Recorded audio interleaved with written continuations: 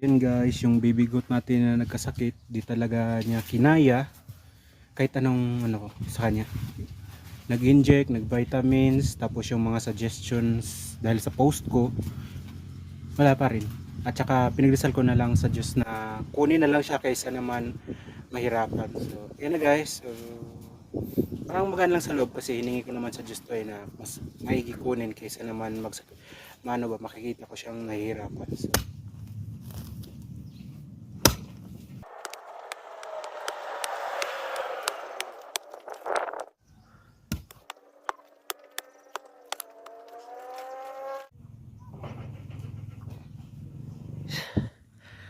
yung butas malalim na yan kasi maliit lang naman siya, tapos second layer na yan ng lupa.